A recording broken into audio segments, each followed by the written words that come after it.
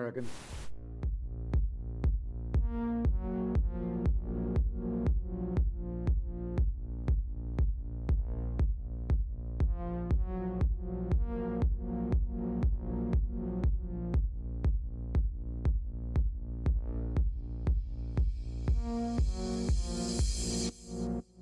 You might be wondering, why in the world is there a 30-minute countdown before the show starts? Well, we actually start live every day at 4 p.m. Eastern time, so this whole 30-minute countdown is a chance for YouTube and Rumble to send out their alerts and notifications, so we encourage you to gather up and hang out with everyone in the chat room. So every day at 4 p.m. Eastern time is when we do this show live. You can join us for the countdown if you like, or just set your clock and reminder that at 4 p.m. Eastern is when we go live. You can also make sure you subscribe and turn on that bell notification, so hopefully you will get a notification.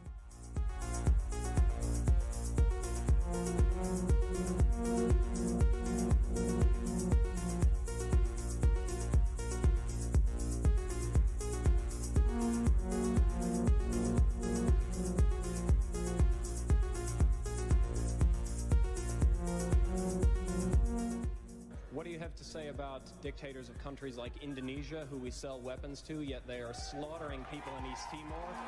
What do you have to say about Israel, who is slaughtering Palestinians, who impose martial law? What do you have to say about that? Those are our allies. Why do we sell weapons to these countries? Why do we support them? Why do we bomb Iraq when it commits similar problems?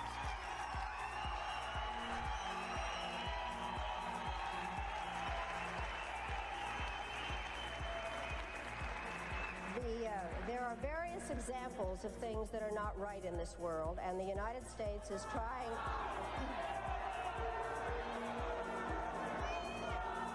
I really am surprised that people feel that it is necessary to defend the rights of Saddam Hussein, when what we ought to be thinking about is how to make sure that he does not use weapons of mass destruction. I'd like to... Who are shouting? Just a moment. I'm not defending him in the least. What I am saying is that there needs to be consistent application of U.S. foreign policy. We cannot support people who are committing the same violations because they are political allies. That is not acceptable.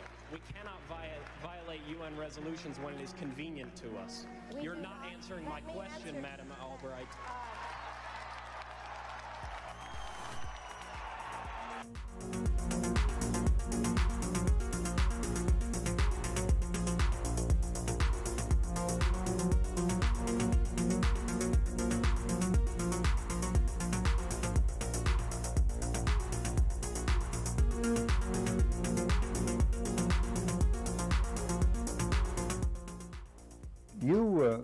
You briefed the press, did you not, when you were there? Well, I had several jobs. One of my jobs was that of analyst. I also was an interrogator and indeed briefed the press when we, the CIA, wanted to circulate disinformation on a particular issue. Disinformation is not necessarily a lie. It may be a half-truth. And we would pick out a journalist. I would go do the briefing and hope that he would put the information in print. What was your percentage of success? We were pretty successful in planning information of a rather rarefied nature. For instance, if we wanted to get across to the American public that the North Vietnamese were building up their force structure in South Vietnam, I would go to a journalist and advise him that in the past 6 months, X number of North Vietnamese forces had come down the Ho Chi Minh Trail system through southern Laos. Now, there is no way a journalist can check that information. That's data derived from radio intercepts, spy in the sky photography. So either he goes with the information or he doesn't, and ordinarily or usually the journalist would go with it because it looked like some kind of exclusive. Go after these gentlemen. I would be directed to cultivate them, to spend time with them at the Caravel Hotel or the Continental Hotel, to socialize with them, and slowly but surely to try to gain their confidence by dolloping out valid information which was true. And then I would drop into a conversation the data that we wanted to get across which might not be true. One piece of data, for instance, that we managed to plant in the New Yorker magazine had to do with a supposed North Vietnamese effort in 1973 to develop airfields along the border of South Vietnam. The reason we wanted to plant this information was that we were trying to persuade the U.S. Congress that Saigon should continue to get a great deal of aid, and that the North Vietnamese were the chief violators of the ceasefire accord. That was printed in the New Yorker magazine under the byline of Robert Chaplin, as indeed was a great deal of such information which we tried to circulate. Frank, a two-part question. What were the objectives of or what was the objective of the CIA? What about the moral implications of what you were doing in feeding this information? Did the objective override the moral implications, moral problems? Well, the objective of the agency in general is to generate intelligence and get it back to Washington, to get at the truth and make sure the policymakers understand it. When you plant disinformation, you are diverging from that objective, and I think probably in retrospect it was very counterproductive. I am, as an ex-CIA agent, opposed to the disinformation activities in which I was involved. I admit that I was involved, and I think it served no useful purpose. Propagandizing the American public or Congress is not the CIA's job. As to the morality of what the CIA was doing or that particular activity, the war was a very relative thing. It was a relativist environment, and morality seldom came into play when you were operating in the field. In my estimation, a CIA man should be amoral. That may sound pretty shocking to somebody, but what if my morality were that of a Nazi agent, if you will? You wouldn't want me to be your intelligence officer. Keep the morals out of intelligence. Keep the truth in, and stay away from disinformation.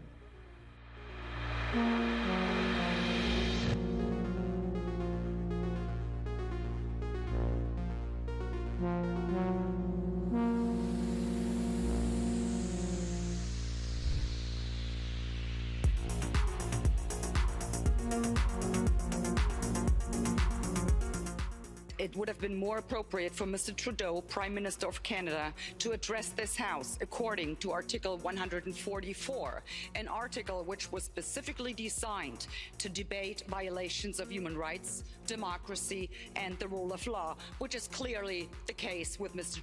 Trudeau. Then again, a Prime Minister who openly admires the Chinese basic dictatorship, who tramples on fundamental rights by persecuting and criminalizing his own citizens as terrorists just because they dared to stand up to his perverted concept of democracy, should not be allowed to speak in this House at all. Mr. Trudeau, you are a disgrace for any democracy. Please spare us your presence. Thank you.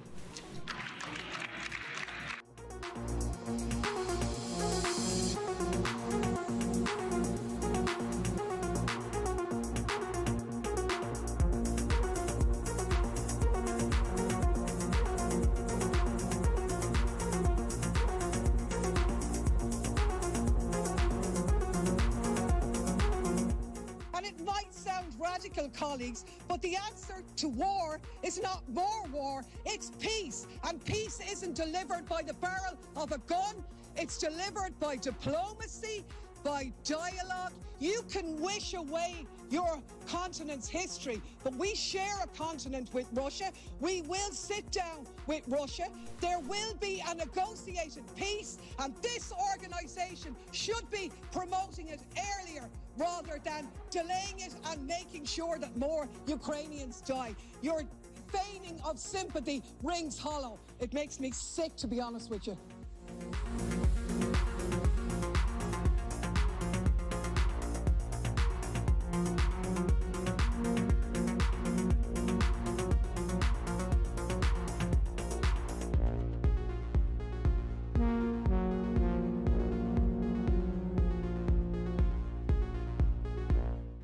we become involved when disinformation poses a threat to the security of our country.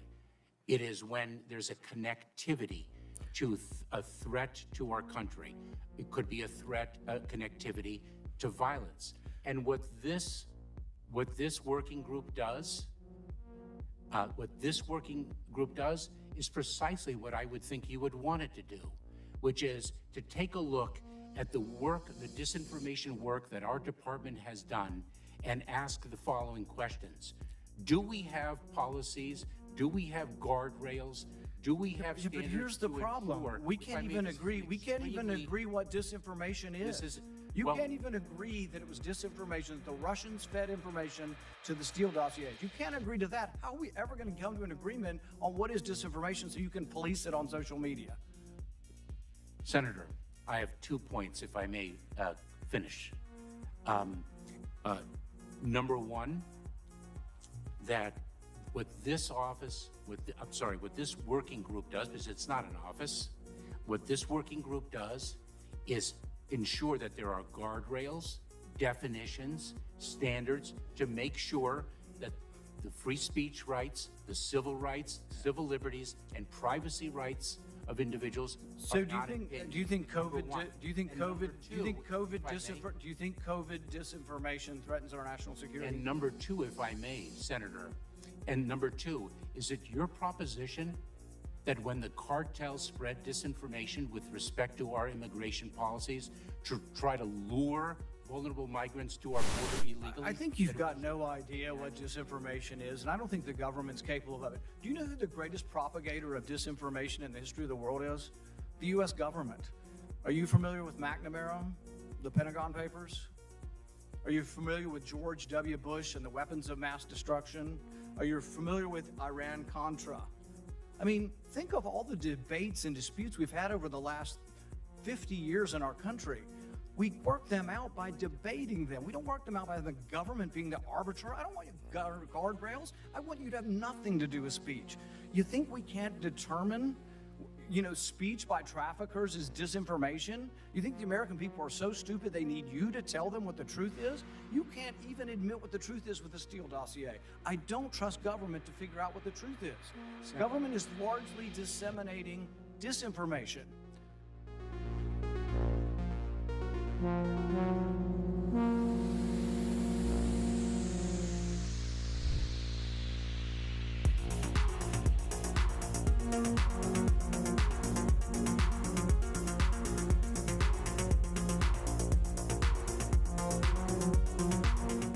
Hey everyone, just as a reminder, our show starts at 4 p.m. Eastern time, just a few minutes from now, but I should remind you that we have a daily newsletter. It's totally free. Natalie and I work very hard on it every morning over our cup of coffee, putting the stories together that we think are important that the mainstream media is going to ignore. All you need to do is go to our website. It's just redacted.inc. Put in your email address. We won't ever sell your email to anybody. And then you'll receive a welcome email. And all you need to do is verify that email, and 7 a.m. Eastern time is when we send out our daily newsletter. And it's about 5 or 10 minutes in length that you can read it over your cup of coffee. And like I said, we cover 4 or 5 of the big stories of the day, plus a couple of things you might have missed while you were sleeping.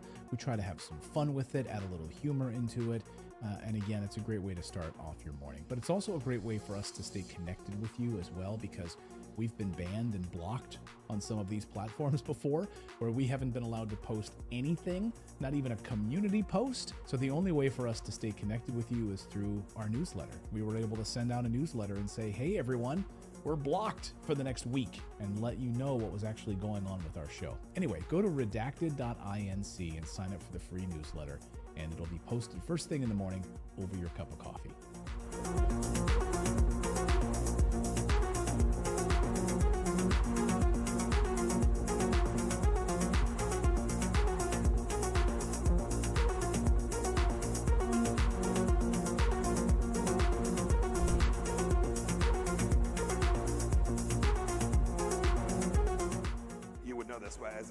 This is a bit of an aside, but in terms of how you think about problem sets, when I was a cadet, what's the cadet motto at West Point?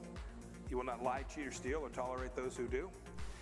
I was the CIA director. We lied, we cheated, we stole. It was like we had entire We had entire training courses.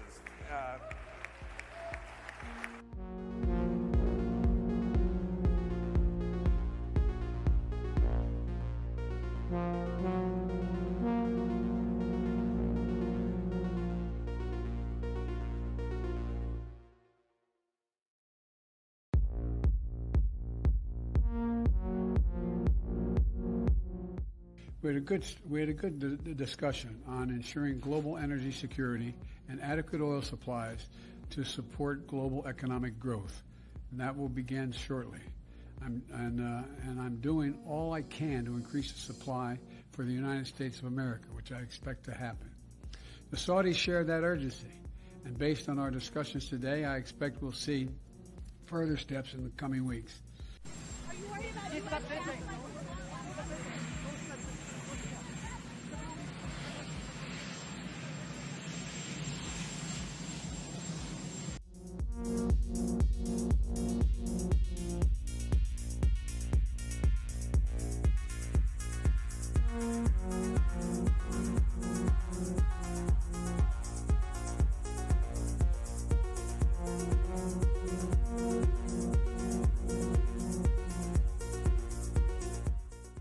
One of the hopeful things that I've discovered is that nearly every war that has started in the past 50 years has been a result of media lies. The media could have stopped it if they had searched deep enough. If they hadn't reprinted government propaganda, they could have stopped it. But what does that mean? Well, that means basically populations don't like wars. And populations have to be fooled into wars. Populations don't willingly and with open eyes go into a war. So if we have a good media environment, then we'll also have a peaceful environment.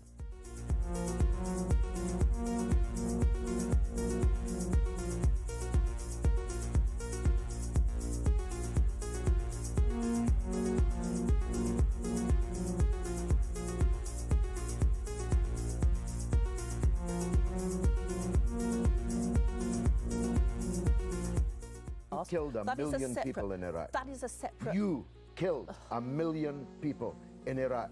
It's incredible that you have the brass neck to be sitting here now urging another Iraq war. George, after if what I you've was already still in done. Parliament, I...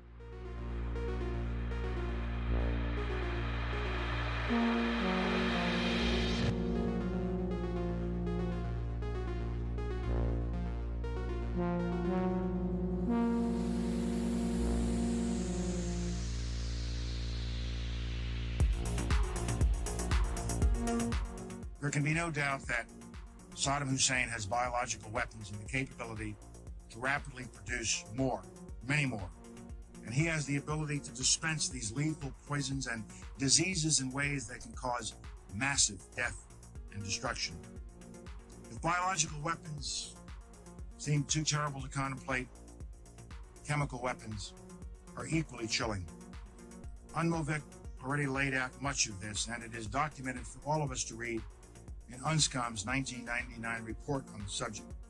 If we consider just one category of missing weaponry, 6,500 bombs from the Iran-Iraq war, UNMOVIC says the amount of chemical agent in them would be in the order of 1,000 tons. These quantities of chemical weapons are now unaccounted for. Dr. Blick says, quipped that, quote, mustard gas is not marmalade. You are supposed to know what you did with it. We believe Saddam Hussein knows what he did with it, and he has not come clean to the international community. We have evidence these weapons existed. What we don't have is evidence from Iraq that they have been destroyed or where they are. That is what we are still waiting for.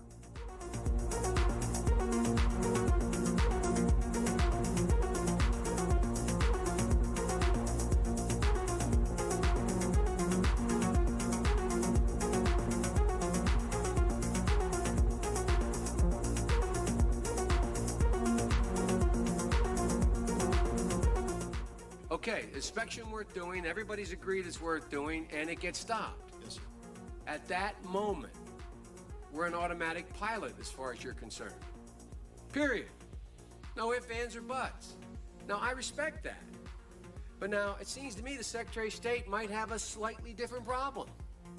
Secretary of State might be sitting there and saying, now look over there on that side. Now, I remember so-and-so and so-and-so and so-and-so, and the 12 people on this side, they're all the ones that said they didn't want to use force.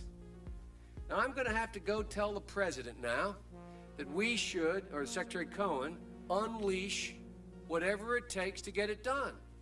And our military assessment is the same as the majors. The major's assessment is, privately held but publicly acknowledged later, that airstrikes alone aren't going to do this. Saddam's not going to cave on this.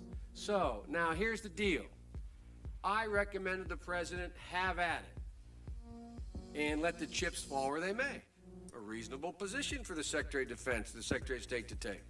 But I respectfully suggest, Major, I respectfully suggest they have a responsibility slightly above your pay grade. Slightly above your pay grade. To decide whether or not to take the nation to war alone. Or to take the nation to war partway.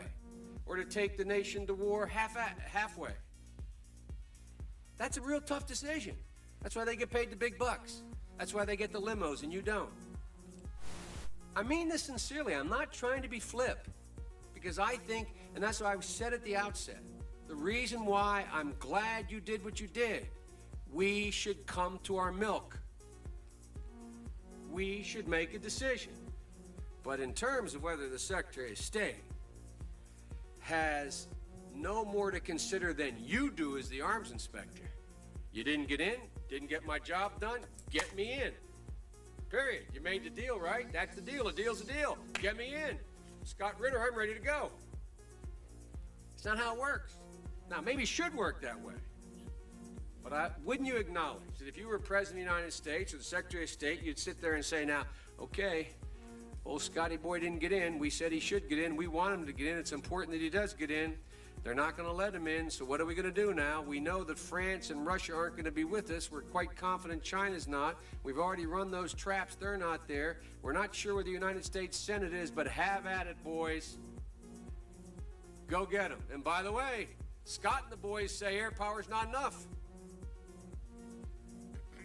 I think it's a legitimate debate, Scott, Major. I think it's a legitimate debate. But I don't think we should be putting it in the context of, you have somebody up there at state saying, look, how can we weasel out of this agreement? We want to let this guy out there hanging. We're not this. It's a very practical political decision. Same kind of decision General Powell made. Same kind of decision President Bush made. Every president, every Secretary of State has to do it. Like I said, they get paid more than you. Their job's a hell of a lot more complicated than yours. They may have made the wrong decision, and you brought it to light. We should address it. We should say straight up where we are, and we should do it. And for that, I thank you. But it's above your pay grade.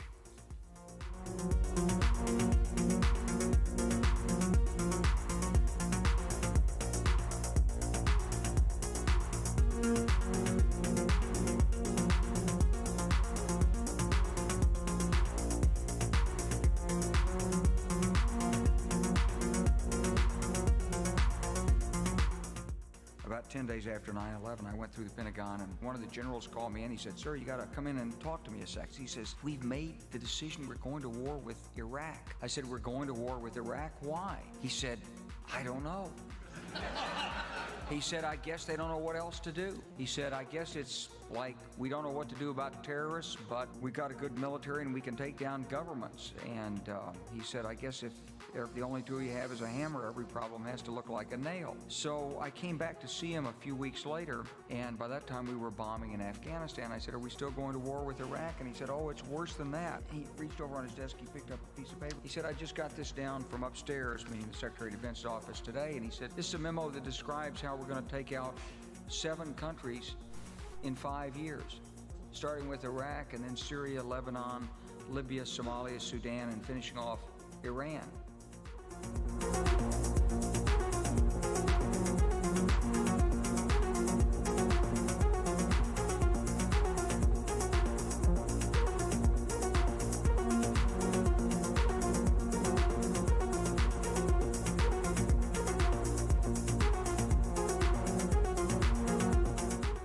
Hey everyone, Clayton here. The show is going to start at 4 p.m. Eastern Time. I should remind you that we have a VIP community. It's our Redacted Rebel VIP community. Now, this show is totally free, what you're watching right now, right? You can subscribe here on YouTube and Rumble, totally free.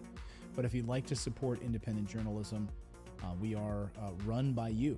Without you guys, we wouldn't be able to do this show. We wouldn't be able to hire the team that we have. We wouldn't be able to afford the servers that we have. We wouldn't be able to afford the reporters that we have, the team that we have. So you can support us by going to redacted.inc, and on the right side of your screen, you'll see a VIP community button. Just click that, and for the price of a cup of coffee once a month, you can support us. We put out exclusive content, early interviews that no one else will see, live streams just for our VIP Rebel community. So again, it's totally free to watch this show.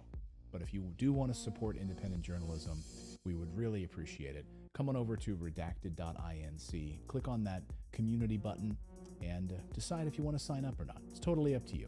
We thank you. And meanwhile, the show will start in just a few moments at 4 p.m. Eastern Time.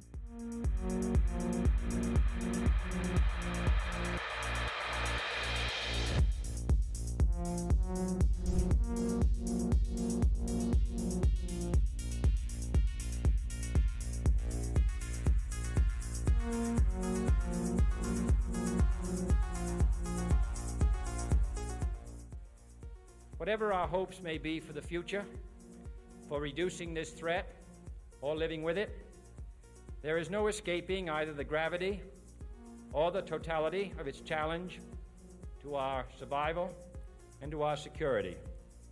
A challenge that confronts us in unaccustomed ways in every sphere of human activity. This deadly challenge imposes upon our society two requirements of direct concern, both to the press and to the President. Two requirements that may seem almost contradictory in tone, but which must be reconciled and fulfilled if we are to meet this national peril.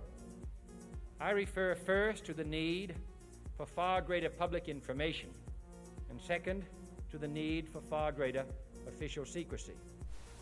The very word secrecy is repugnant in a free and open society, and we are, as a people, inherently and historically opposed to secret societies, to secret oaths, and to secret proceedings. We decided long ago that the dangers of excessive and unwarranted concealment of pertinent facts far outweighed the dangers which are cited to justify it. Even today, there is little value in opposing the threat of a closed society by imitating its arbitrary restrictions. Even today, there is little value in ensuring the survival of our nation if our traditions do not survive with it. And there is very grave danger that an announced need for increased security will be seized upon by those anxious to expand its meaning to the very limits of official censorship and concealment. That I do not intend to permit to the extent that it's in my control. And no official of my administration, whether his rank is high or low, civilian or military, should interpret my words here tonight as an excuse to censor the news, to stifle dissent, to cover up our mistakes, or to withhold from the press and the public the facts they deserve to know.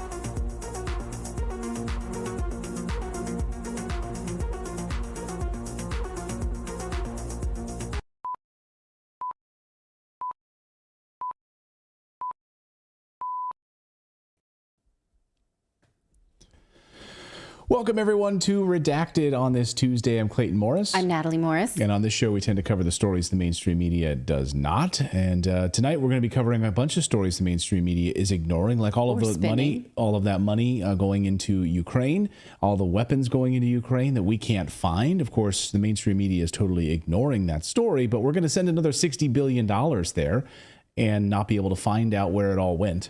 Plus, we're going to look at two different climate-related stories. One about EVs. Are they less safe?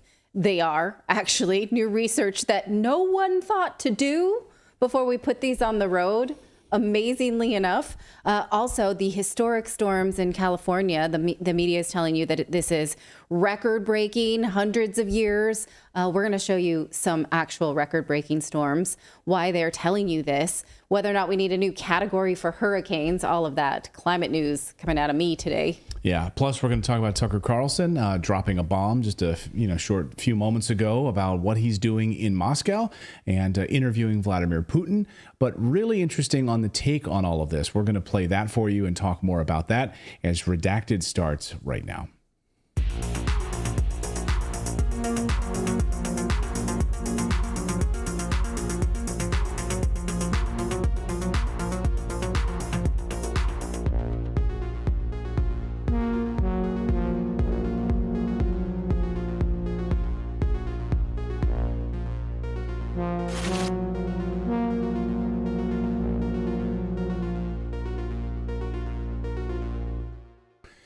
Welcome, everybody, into the big show. Good to see all of you. We're going to talk about these migrant centers also. The team from Muckraker just dropping a bomb on these illegal, large command centers that basically are set up to house thousands of illegal immigrants. Do you know where they are in your neck of the woods? Because they're right out in prime real estate on the East Coast. And we're going to show you at least three that we know about on the East Coast, and what is actually happening here as these sanctuary cities are being overrun by illegal immigration in the United States. We're going to show you that here in just a few moments. Someone in the chat just called me a media darling, and that made me laugh because we talk a lot about the way the media will tell you one story wrapped around someone that they love and build that person up. I am not a media darling, but thank you so much, because now it's like we have an inside joke, right? Yeah. You and me, chat room, I love it. So thanks for making me giggle. Hey, if you also want to giggle in the morning, you can read the Redacted newsletter. It comes out every morning, Monday through Thursday, same days this show comes out. We work really hard on it. Most of the time we write it in our pajamas as we are preparing for this show. We cover a lot of the stories that we're going to cover in the show so you can read them for yourselves. You can link off to original sources and then come to this show prepared, knowing what we're going to talk about and what you think about it. It's not required studied, but maybe extra credit. There's also extra in there as well. So you can find it for free. It's totally free, redacted.inc. Just click the link for the newsletter. Put in your email address. We don't upsell you on anything. Nothing's behind a paywall. We write this for you because we love you. Can I say something? This is very important because I've got a couple of people saying, hey, I signed up for the newsletter, but I didn't receive it. That's because you need to confirm your email. So when you go to redacted.inc, put in your email address, you'll receive a welcome email from me, from Clayton. And then you just got to confirm it. There should be a link in there, right, David? It's like a link that says confirm I want to receive the newsletter. Yeah. We have to do that for spam purposes and all these. So anyway, and then tomorrow morning when we publish it around 7 a.m. Eastern time, it'll be there in your inbox. So there you go. So go to redacted.inc is the place to go. Click on that link and you'll get that newsletter first thing tomorrow morning. Well, the U.S. border invasion is destroying America's biggest cities with crime, rampant crime, taxing city resources, of course, once reserved for people who pay taxes, and then combine that with defunding the police departments, and it's a perfect storm. Chicago is being ripped apart. Even Obama advisor David Axelrod admitted as much this weekend. You know, whatever you think about what Governor Abbott has done, it was diabolically clever because by shipping these migrants to cities that call themselves now I'm forgetting the phrase, but Sanctuary cities. Sanctuary cities. He has created issue. I come from Chicago. Chicago has been torn apart by this issue. New York has been torn apart by this issue. And suddenly Democrats are engaged in this issue in a different way than they had been. So that has been very effective. But perhaps no city has had it worse than the Big Apple, America's largest sanctuary city. The great team over at muckraker.com found 3 massive migrant camps that are built using taxpayer dollars that were built on prime New York real estate. Watch this. Since Joe Biden was put in office, hundreds of thousands of illegal aliens have taken refuge in New York City, the largest sanctuary city in the United States. To handle this, numerous illegal alien compounds have been established on what was once prime New York real estate. Muckraker conducted the first ever investigation of 3 of these compounds. Anthony Rubin from muckraker.com joins us now, who is exposing these migrant camps. Anthony, welcome to the show. Amazing work here. Thanks for what you're doing. Appreciate it, man. Thank you for having me on. So how did you first learn about these migrant camps, and who started building these? How long ago were they built? These have been around since, honestly, around when Joe Biden was put in office. And they are very expensive. For example, one of them, the Row Hotel, which has been around for years now. It's estimated that costs anywhere from $500 per day per person. And there's around 5,000 people in there at any given time, roughly speaking. So you can imagine, just how expensive that is. The other one that we went to, or that we saw, was Randall's Island. That, again, estimated to cost around $20 million per month to operate, right? And so this is all funded largely, entirely by New York State and the federal government, of course. I guess that's obvious. And these things are massive. Between the 3 that we saw, we're talking, 5 digits worth of people. Do we know which department on the federal side has been funding this into the states? Obviously, the states' coffers are being really taxed. We've heard from New York City Mayor Eric Adams how taxed they are. So do we know what department? Is it coming from the Department of Homeland Security? Yeah, that's actually a really good question. And that's actually a fault of mine that I don't have that for you right now. I'm not entirely sure what department that's coming from. But it's split. And, it's split between state and federal. And that's one of the things you keep hearing Mayor Adams talk about. He's like, well, we're going to get help from the state, or we're going to get help from the federal government on this, trying to sort of act like he's lessening the blow to the people of New York, who are really the ones that are getting hurt here. I mean, these are built on, like you said, prime New York real estate. The Row Hotel is 1 block from Times Square, right? You got homeless Americans that are walking around out there. I can't imagine being a New Yorker. If you're living in Manhattan, you're paying between state and federal and city taxes. At the end of the day, you're paying like 50% of your income in taxes. And you have these people that came over here, have never paid a dime, never contributed to the country. They're living for free and, getting free food and basically, lowering the price of your property and everything else. So that's what's going on. It must be infuriating for people living there. Yeah, I used to work in New York City. I used to work 1 block away from the Row Hotel when I worked at Fox News in Midtown Manhattan. And of course, you're paying a city tax to work in the city. Even if you live out in New Jersey or Connecticut or some other place, you're paying that city tax. And of course, then you're also paying $30, I think it is, to come across and use the Lincoln Tunnel or use the Holland Tunnel to come through. You're paying all of these taxes coming and going into New York City. But these individuals, of course, don't have to pay any of that. We do know in other reports that FEMA dollars have been used, Federal Emergency Management Agency money, to set up and support some of these camps in other areas. So one can only imagine where this money is flowing from. But I want to talk about the camps themselves. You obtained this video. And can you just walk me through what these camps look like, who's in these camps, where are these individuals coming from, and what sort of staffing do they have?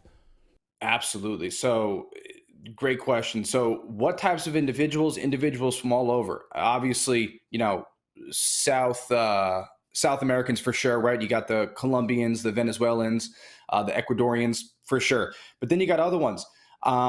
There was actually a couple of people that we saw in there from Russia, surprisingly. There were some Chinese in there, which I found interesting because usually the Chinese are more well-funded, right? But, we actually in this footage saw a Chinese man who was at the Row Hotel. if you check out Randall's Island, the footage there, it's actually full of men from Africa. We're talking Guinea, Senegal, and some other countries there mixed in, but those were some of the big ones. Morocco was another one. And, those are the kind of people that you're seeing in some of these places. But, depending on where you look, for example, I didn't see in this footage any Africans at the Row Hotel, but Randall's full of Africans almost entirely. And it's interesting, are these individuals coming up on buses that have been provided to them with U.S. taxpayer dollars, or are they migrating into New York City some other way, using some other mechanism? Because we've seen, obviously, Governor Abbott and others, of course, using the buses then to take them to these sanctuary cities. As you heard David Axelrod just talking about, it's been a, as he described it, a diabolical plan. Are they coming that way or through some other mechanism? Yeah, well, to the best of my knowledge, some of them come up there on their own accord, and some of them, I believe, have their bus tickets funded by whatever charity. They decide basically, here's where I want to go. I want to go to Chicago, or I want to go to New York, and they get sent up there. And because New York City is a sanctuary city, actually by law, a law that was actually recently overturned, which is, I suppose, is actually a good thing for, the people of New York City that are actually paying taxes. But up until that law was overturned, I believe earlier this month or last month in January, basically anybody that came to New York City that was trying to, claim asylum, quote unquote, got to or was, entitled to shelter. And so that's why you had all these people living in these places. And so they would stay for 30 days or 60 days. Whenever their time ran out, they could basically just go and reapply again and say, hey, I haven't found a job. I'm going to be out in the streets. I want to reapply to the same shelter or get relocated again. And actually this whistleblower who formerly worked at these places, who worked at the Row Hotel in Randall's Island, Carlos Arellano, told me that what'll happen is these people will actually get tired of living at a certain place. They'll get tired of living in New York, for example, and they'll say, you know what, I want to go to Chicago. And, the taxpayer will actually have to foot the bill for their bus ticket to go over to Chicago because that's another sanctuary city. It's all paid for. Can you imagine? You want to just take a vacation, you want to travel the country, and you just call up your local illegal immigration representative, and they provide you with a bus ticket or they provide you with a plane ticket, and they're ferrying you around the United States at your leisure, whatever you like, no problem, on U.S. taxpayer dollars. It's unbelievable. When you were there, or the individuals who been able to obtain this video at these different facilities, these different migrant compounds, I'm curious about the security. So, I have so many questions about this, Anthony. Like, these guys, are they under security? Are they under watch? Can these people come and go from these compounds? Because they have court dates. A lot of them have court dates many years in the future. The idea that we're going to be tracking these individuals, we know where they are, we're monitoring all of their movements. Are we? Do we know who's coming and going in these facilities, and are we tracking them at all? They can come and go as they please. As far as I can tell, they can leave, they can go work if they want to work off the books, and then they can come back and, have a free place to sleep and free food and all that. Now, as far as the security goes, that's a good question. Security, according to them, this is out of their mouths, they're not allowed to search these people, right? Unless there's something even if there's something obscene, they can't do anything about it. They have to call the police. So, you have people, and they don't even have metal detectors or anything like that. So, there's reports of people walking in there with knives. There's reports of stabbings in these places. There's also reports of security guards that are, again, these are not my claims. These are, this is from people that are on the ground in these facilities that are working there, of these security guards going out and getting stoned on the job and coming back to the job totally stoned and, not really paying attention to anything. And the whole thing's a joke. And so, like I said earlier, though, in the beginning of this question, these people could come and go as they please. And so you can only imagine what may be being brought back and forth in between some of these camps. You've obviously followed the migrants all the way up from Quito, Ecuador, all the way up through the Darien Gap, all the way into the United States. Your reporting on this has been stellar. I encourage our viewers to go check out the entire report over at muckraker.com about that part of the story. I want to talk about the child trafficking piece of this story. It's something we've been passionate about here on this show to cover and bring light to. And over the past 24 hours, we've seen some video that's gone viral of a U.S. border guard crying tearfully crying and interacting with these unaccompanied minors because he has to basically turn them over to child traffickers. His hands are tied. I want our viewers to watch this video, and then I want Anthony to comment on it.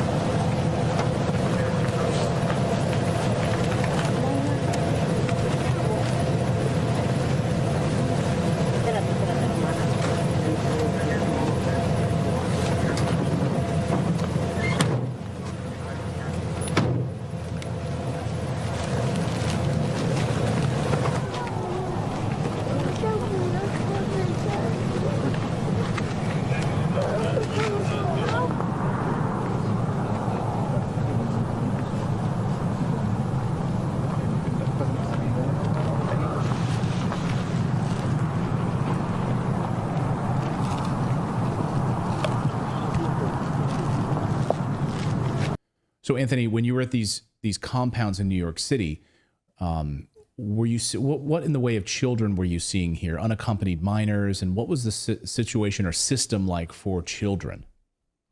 So the shelters that we investigated, there's no unaccompanied children there. It was either family units or single adults. But what I will say is this: in New York, what I did do was stop over at LaGuardia Airport, and I was there. I was actually staking out there.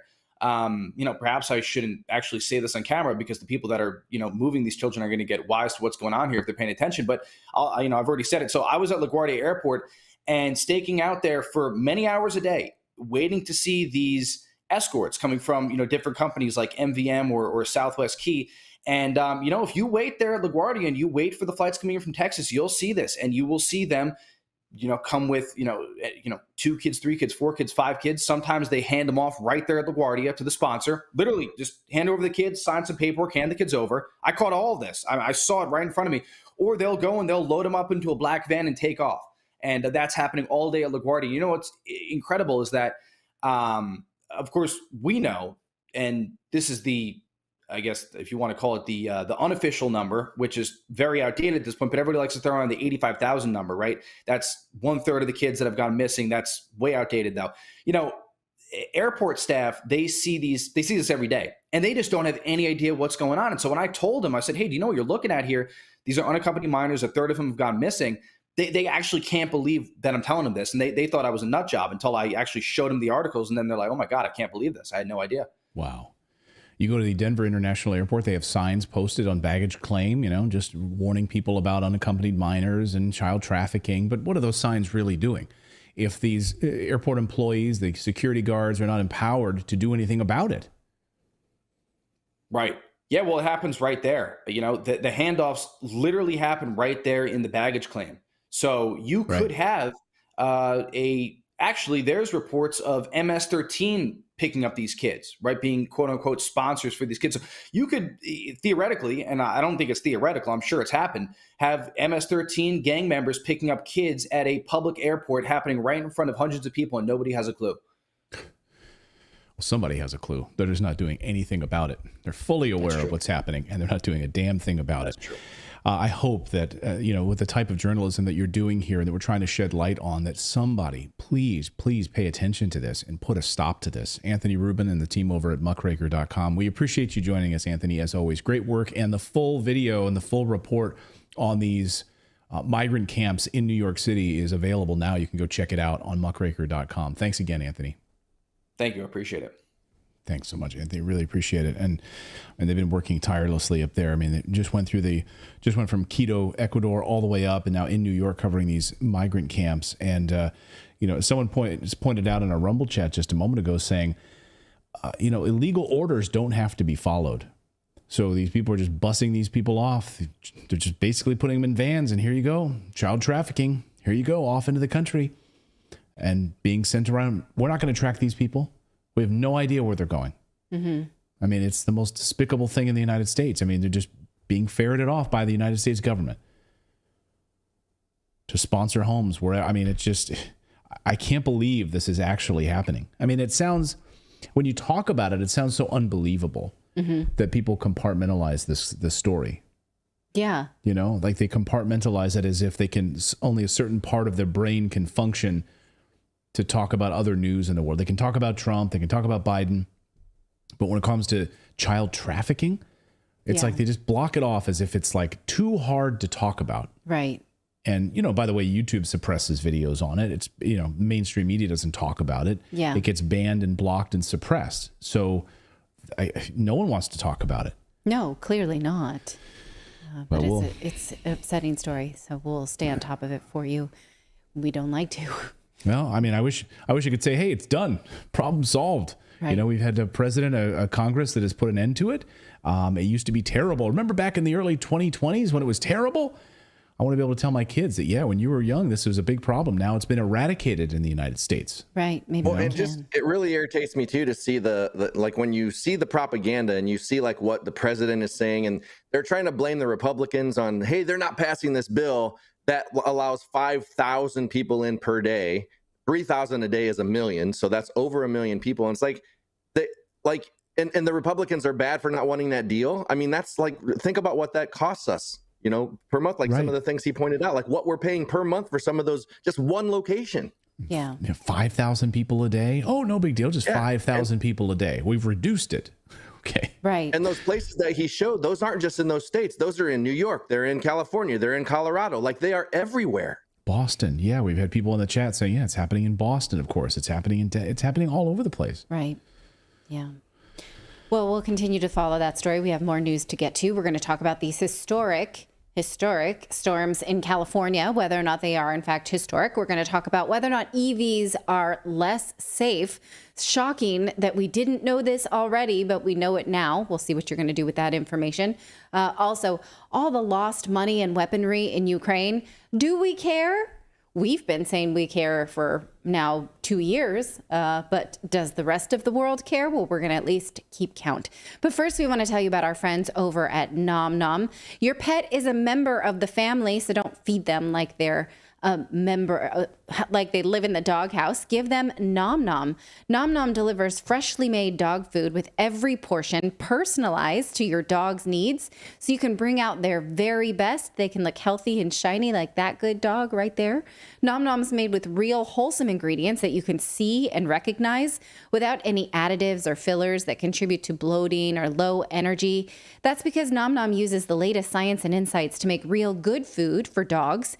Their nutrient-packed recipes are designed by board-certified veterinary nutritionists, freshly made and shipped free to your door. Nom Nom has already delivered over 40 million meals to good dogs like yours, inspiring millions of clean bowls and wagged tails. Plus, Nom Nom comes with a money-back guarantee, so if your dog isn't wagging their tail within 30 days, Nom Nom will refund your first order. So again, no fillers, no nonsense, just food that looks like food for your doggy. So right now, go to trynom.com/redacted. You'll get 50% off your no-risk 2-week free trial. That is trynom.com/redacted for 50% off. Well, California is experiencing massive winter storms. The governor there has declared a state of emergency. The media is saying this is a once-in-a-100-year storm. It's historic even. Record-breaking climate change, they say. Watch. Tonight, breaking news as we come on the air in the West. The deadly storm, mudslides in California, and the reports coming in right now of an avalanche in Nevada, northwest of Las Vegas. Breaking news tonight, the state of emergency as a deadly and historic storm slams the West Coast. The extremely dangerous storm fueled by an atmospheric river bearing down on Southern California. Tonight, the extremely dangerous situation unfolding out west. The whole barrio flooded, bro. Whole barrio flooded, bro. For sure, that looks dangerous. Sorry, I love the breaking news when they started out with like the music that like you're going to get overrun by a band of orcs. It's like, it was like, what the? Breaking news as we come on the air tonight. Deadly storms out west. The big gulp. The big breaking news right now. NBC News in depth tonight. Yeah. I haven't spoken normally in a long time because this is so serious.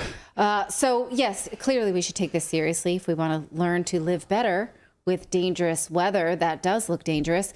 But is it historic and record-breaking for the state of California? It is not. The worst storm since the founding of the state of California was between December 1861 and January of 1862. Here's how bad it was. Newly elected Governor Leland Stanford, California's 8th governor, during this bad storm had to travel to his own inauguration ceremony in a rowboat. And you know that's old because look at that font. Right. Now, we don't have footage of this. He did not live in the TikTok generation. But can you imagine? This was downtown Sacramento. It's not like it was San Francisco, which is by water. So he had to row through K Street, through downtown. Here's some artist renditions, because this is the best we can do. The best is, if this were happening today, you would have an NBC reporter standing there and two dudes would just walk by in the background. Right. Go back to that first image, if you don't mind. I'm pretty sure the one on the right is a photograph. I stared at it for a long time today. That says an artist's view on the left, but the one on the right, this is from a report on this storm. The one on the right surely is a photograph, right? Course. Yeah, okay. Yeah. I just wanted to make sure my eyes don't deceive me. So at least we do have, that's K Street. If you guys know Sacramento, it's not supposed to look like that. You're not supposed to get around on boats. Researchers said that this was a 30,000-year flood made worse by a levee break. In fact, California's 30 days of rain during this terrible storm, they say, was the equivalent of at least a 30,000-year flood. Historic indeed. In fact, this flood is the reason that California's Supreme Court is in San Francisco. Sacramento was so flooded that they moved the state capital and the Supreme Court temporarily to San Francisco, but the Supreme Court never moved back. The legislature did. They just stayed. So notes from that court were stored in the California Historical Society, and they said that it appears, this is a direct quote from notes from that storm, it appears that weather, water, and whiskey had a lot to do with it. So they just moved the government, and then they're like, let's stay here. We're having fun. That just goes to show you how intractable government is. So we moved it. We simply can't move it again. But also it shows that they handled their big storms back then a lot like we do. You hunker down, you get some good food, and you have a party. Whiskey. You know, that's, yeah. Okay, so by comparison, California's current storm is not the storm of the century. It's not even close. It is bad, no doubt, and dangerous. But if we freak out about climate change, we won't put our efforts where they should be, which is learning to live with big weather that will always happen. In fact, what climate researchers call this is an arc storm. They are always calculating the probability of this terrible arc storm, such as this from 1862. And serious climate researchers will tell you this storm this week dumped 7 inches of rain, whereas this one in California in the 1860s was about 10 to 15 feet. And in fact, 6 megastorms more severe than 1862 have occurred in California during at least the last 1800 years, occurring at a regular interval of 200 years. That comes from climate researcher Judith Curry, a book that I highly recommend. But Oprah didn't have a house back then, so we care now because Oprah has a house in Malibu. Right. That's why we're focused on it. Okay. And it's climate change. Yes. Now, given that the last devastating storm was about 160 years ago, maybe California's due for another one. We should see one. We would expect it at this interval. Is this it? It doesn't really seem to be. But maybe we should spend our time preparing for it rather than arguing about plastic straws. Do you think? That's a good idea. Yeah. Meanwhile, the media is also screaming about hurricanes to let you know that they are so bad. Researchers published this study this week proposing a sixth category. That didn't come out very easily. Sixth category for storms. So, we have Hurricane 3, Hurricane 4, Hurricane 5. They want a Hurricane 6 for storms with winds that exceed 192 miles per hour. Here is that headline. We need to dial it up. We need a bigger hurricane category. Now, to the AP's credit, they actually presented a balanced view of this after the sensationalized headlines. See here, it says, several experts told the AP that they didn't think this was necessary, and it could give the wrong signal to the public because it's based on wind speed, where it's really water swells is the biggest killer in hurricanes. Well, good for the AP. Right. But the headline still is, we need a Category 6. Right. Right. Now, let's talk about hurricanes just for a minute, because the UN body, the International Panel on Climate Change, even they don't expect 192 miles per hour wind gusts, even in the worst case scenarios. So climate researcher Judith Curry gives us these probabilities that the IPCC is saying about hurricanes. And I took the liberty of screenshotting. I'm not going to read this to you verbatim. You should read the book. It's excellent. But even she says, even the IPCC say that they have high confidence that peak winds will increase by about 5% with a 2-degree global warming. They also say it's very likely that there'll be more heavy precipitation, and more likely than not, the slowdown of hurricane translation speed. And so let's go to the next one. It says the projected change in both the magnitude and sign of a hurricane size is uncertain. So they're not saying it's going to get bigger. They don't know. And so that is all with a projected 2 degrees Celsius increase. So they're saying the worst case with this 5%, they have a fairly high degree of certainty that we'll get 5% increase in wind speeds. That's only up to 173 miles per hour.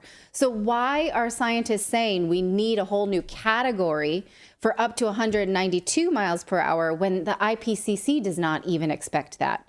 Where did they get that? They have tracked 193 mile per hour storms in the last 20 years or so, but those were not storms that were made terribly deadly because of the landfall.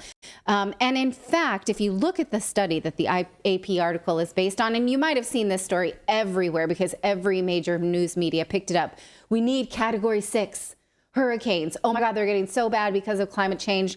Category 6. Well, this is the study they got that from. The growing inadequacy of the open-ended Saffir-Simpson. You don't need me to read it. What they're saying here is that the risk of Category 6 storms is presently near, but not zero. That's my favorite quote of the day. So do we need a Category 6? It's near zero. But there's a chance. There's a chance. The risk of these storms is near zero. Now, look at the second part of this. It says, these models don't rule out natural forces. So we don't know that humans are causing these different types of storms. But we think that, look at the end of this line, an increase in Category 6 exceedance frequency is shown in the simulations with observed anthropogenic, that means human-caused climate change, to different from zero with high degree of confidence. So they're pretty sure it's not going to be exactly zero. They're saying it's pretty near zero, but even if it's like 0.001, that's cool. We need to do this, right? That's crazy. They're saying we're pretty sure it's zero, but not exactly zero. We have a high confidence that it's not exactly zero. I feel like whoever conducted the study just finished Calculus 1. And they're like, oh, limits. Hey, as we're approaching zero, this matters. So yeah, as we're approaching zero, it's 1. Right. So that's my guess. So many people, humor, I guess. So many people in the chat are saying, yeah, this is climate propaganda at its worst. This is exactly, some people calling it fake storms, complete fakery. Dan Clifton says. I like the. So you're telling me there's a chance from the Dumb and Dumber. Yeah. So yeah. There's a small chance. Well, look at how the reason they give us, if we could just bring up that quote from the study one more time, saying while adding a 6th category would not solve the issue that they've been talking about, it would raise awareness about the perils due to global warming. So they're admitting they just want to do this to scare you, because they're saying we don't really need it. It's not a very high likelihood that we have these storms on a regular basis. It's about zero or not exactly zero. But we think we should do this to alert people, to alarm them, so that when they hear Category 6, they all freak out, and then we can take away your freedoms, basically. Now, interesting enough, they say they cannot rule out natural causes. We've told you that before, because climate models don't take into effect climate variability, such as the Atlantic multi-decadal oscillation. That is the AMO, which is a series of changes in ocean temperature that happens every 20 to 40 years. And the ocean gets 1 degree hotter, and then 20 to 40 years later, it's 1 degree colder. We've shown you this before from NOAA, the branch of the military that studies the ocean. They know this. They know we're due for a cooling period in the next 10 years, maybe 15. So then what happens? Maybe we should look in what happens when hurricanes hit a cooling period, or should we just maybe try to be surprised? I don't know. That might be fun, right? So with all of these headlines about historic storms, historic hurricanes, a new category of hurricanes, a good journalist should give you this perspective, but the media did not. We, however, aim to be good journalists, so we thought you might enjoy the whole story with these. Let us know what you think. I love that every nightly newscast last night started off with this like doom and gloom scariness, like it's the end of the world as we know it. Sure. And they were all on the same page. All of the nightly newscasts, CBS, ABC, NBC, were all on the same page with this. And someone in the chat on Rumble just said, it's just weather. MAGA forever. Says it was just weather like it was 100 years ago, 500 years ago, 1,000 years ago. Yeah, exactly. I think they're missing out. They need a category. They need to dial it all the way up to 11. Just category 11 hurricane. I don't know why they didn't go that far. Well, we talk about the named storms, right?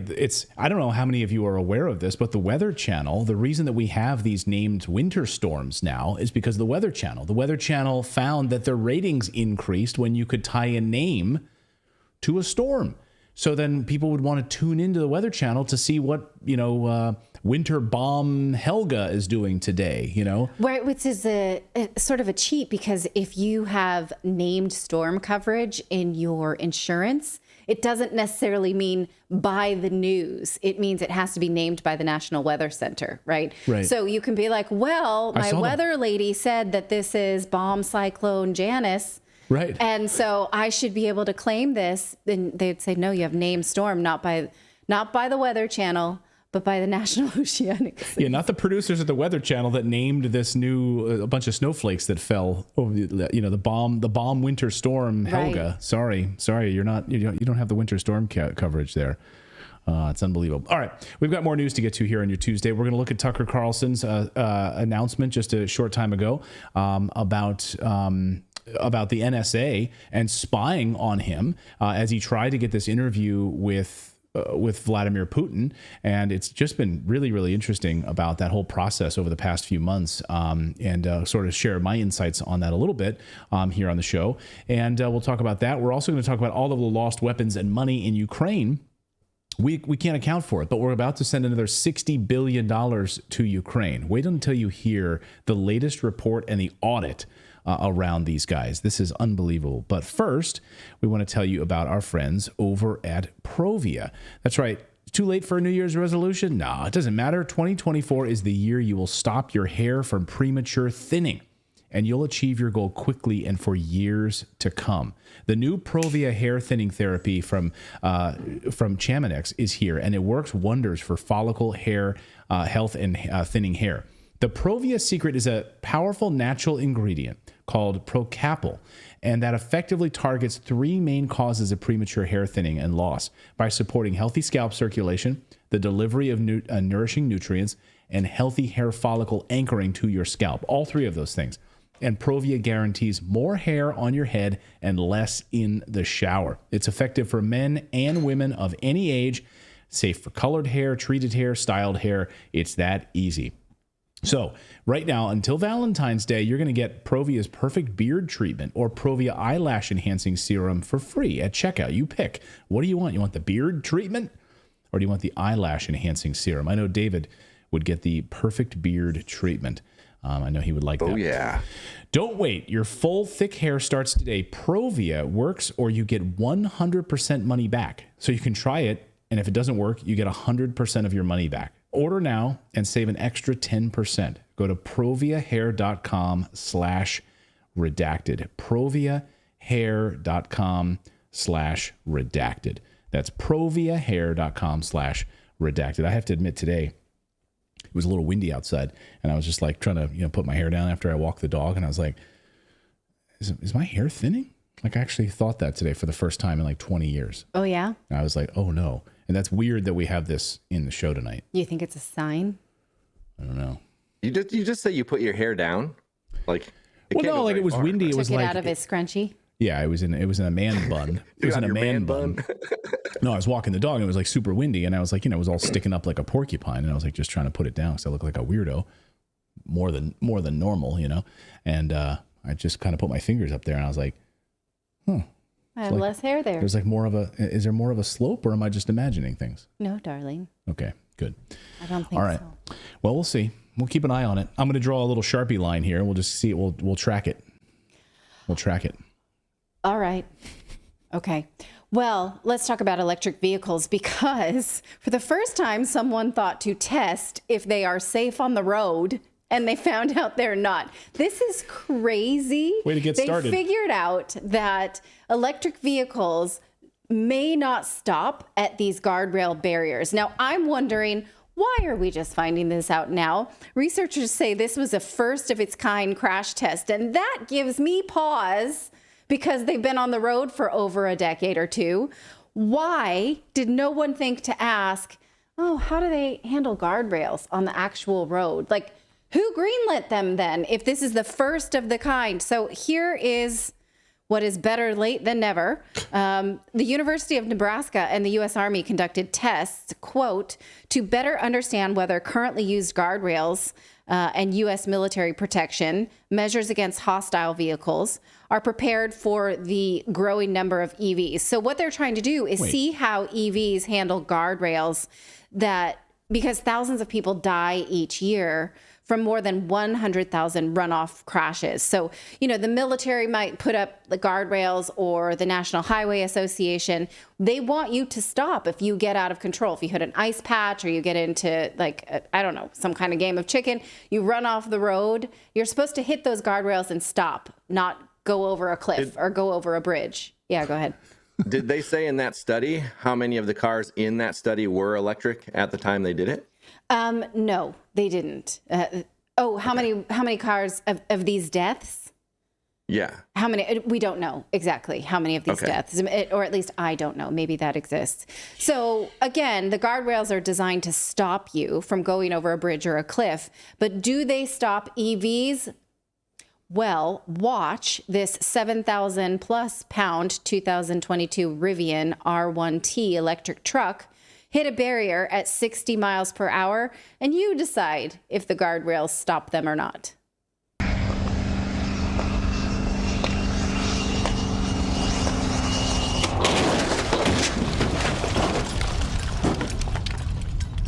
Okay. It's a resounding no. Look at all that. Nope. That was not a success. Guardrail fail. Because I was just about to say, they're going right straight through it. So what's going to stop something going right straight through it? But then you had that one that went sideways, right? This is sensationalization. It does eventually stop. It does eventually stop. Yeah. Now imagine Thelma and Louise. There's no triple barrier there of cement right there. They're going all the way down that cliff. Right. It eventually stops because there's more road. Imagine there's a cliff on the other side or a bridge. That's what I just said. Yeah. Oh yeah. Yeah. Are we given any of the data to know? Yeah, I know. To know if they shut off any features, if it was fully like all the automation and autonomy was on at that time. Like, do we get any of that data? I don't know, but who cares about that? Not like shooting you down, but that doesn't change the weight at all, right? It doesn't change the weight of these things, right? I mean, but it's like, but my car specifically, my car has a self-driving mode, and if I go anywhere, like if I kind of veer off to the right, it pulls me back onto the road. if there's a guardrail, if there's anything like that. So I'm saying, like, there's sensors on the side of those cars. So, like, were those off? Were those on? Like, well, they would have to, because you're deliberately driving these for the test purposes, right? Right. So they used a standard barrier mode made of steel and anchored with 8 to 12 inch blockouts. They say that this was tested to great success with gas-powered cars, but never with EVs. And I'm just thinking, why? Why has this never been tested? Take a look here what they say. They say this MSG has been tested with small cars weighing up to 2,400 pounds and pickups that weigh 5,000 pounds. We're talking here, what we just watched was a 7,000 pound car. So up until now, little has been known about how the system will perform in crashes involving EVs, which typically weigh 20 to 50% more with lower centers of gravity. And again, I'm just worried that it's the year 2024 and no one's thought to look into this yet. So how will they solve this problem? Well, they say we need to improve the barriers throughout the whole country, throughout the whole U.S. It's going to be necessary to re-examine the design of roadside barriers, even beyond EVs. It's critical and timely. Go ahead. I guess that's the point I'm trying to make, is that I think they've already solved it with all the automations that are in those vehicles. That's why I was wondering how many of the tests of deaths have been electric cars, because if there are not any, and there may be some, but if there aren't any, then those safety features are already in place by the autonomy that's in those vehicles to stop automatically, to avoid barriers, to avoid the edge of the road and things like that. But you can't if you're hydroplaning or if you're on ice, or if someone has pushed you, you get hit by another car, if another car hits you and spins you off. We're talking about extreme situations. You can't stop on ice. So, you know, the point is that these are supposed to stop you in extreme circumstances, is what I'm pointing out. Basically, you're not supposed to be hitting them. And so if you are, something has gone wrong. Yes. And therefore they should stop you. Right, exactly. And you're not supposed to fly up in the air. You know, you have to think about, you have your family in there. And so these are designed to stop cars. Do they stop electric vehicles? Maybe they don't. And no one thought to test until now. Right. But as a taxpayer, do you want to pay for retrofitting all American roads for electric vehicles, given that this might be a problem? Well, you might want to wait on that, given the fact that EVs are just not selling well. In fact, in November, a group of about 4,000 car dealerships sent a letter to President Biden begging him to tap the brakes on electric vehicle mandates because the EVs are just sitting on the lot. Here is Tom Maioli, one of the dealers who signed this letter, explaining it to CNBC. And this is basically the voice of the consumer. This is not the dealer. This is the voice of the consumer. And what's happening is the manufacturer is being forced to produce these EVs. They're shipping them to the dealerships and they're backing up on the lots. You know, our average day supply pre-COVID was 60 to 90 days supply of inventory. During COVID, it was less than 30 because of the supply chain issues. We're now backed up to 12 months with EVs. Consumers don't want them. They're not buying them. We have up to $15,000 in rebates from the manufacturer and $7,500 tax credits. We're talking $22,500. All right. The host goes on to say that he saw a brand new F-150, an electric one, with 25 miles on it, marked down to $7,000. Brand new F-150. But because it was electric, no one was buying it. That's a $20,000 discount. So, okay, about EVs. They're super inconvenient. So we should point out something really on that point. What you're going to see then is you're going to see a surge in sales as a result of these things being marked down below other priced cars. So people are going to be like, wow, they're so cheap. I might as well just go buy one. I don't think so. That's what this guy said is not happening. No matter how all I'm many... saying is be prepared, because if we do see that, then what you'll see is a bunch of headlines in the media like car sales, electric car sales surge, right, on big discounts. Exactly. And you're going to see a bunch of mainstream media articles like that. Right. Well, we've shown you here how they're super inconvenient. They're not good for the planet. In fact, we know that they are made with more rare earth minerals than gas-powered cars, and those minerals, such as cobalt, are mined in horrific ways. So we know that's terrible for the environment. We know that in places that use coal power, EVs increase pollution because you're charging them on coal or diesel. Take a look at this video that went viral over the weekend where a police vehicle in France, sure, it's an EV, being charged with a diesel generator. Is that like, I mean, that just sums it up right there. A police electric vehicle. And this is what they're going to need for these buses. They want to have a full, can you run that again, Philip, if you missed that? I don't know if people saw that or not real quick. But yeah, this is a police truck, electric, being powered with a diesel generator. Yeah. I mean, that's crazy town. Now, okay, and maybe they're less safe too, apparently, based on some new studies. And we've shown you before, they have battery fires, that can be dangerous. So this is the kind of discussion that earned us a place on the list of new climate deniers that the Center for Countering Digital Hate used Mark Ruffalo recently to call out.